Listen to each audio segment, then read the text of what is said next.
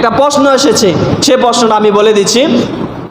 সমাজে অনেকে আছে কুরবানি প্রতি বছর দেয়, এক বছর সে ঋণগ্রস্ত হয়ে গেছে, সে কুরবানি দিতে পারে নাই। এই অবস্থা অনেকে বলে 4 বছর তুমি কুরবানি দিয়েছ, এই বছর যদি কুরবানি না দাও তাহলে তোমার গুনাহ হবে, এরকম বলে কিনা ভাই?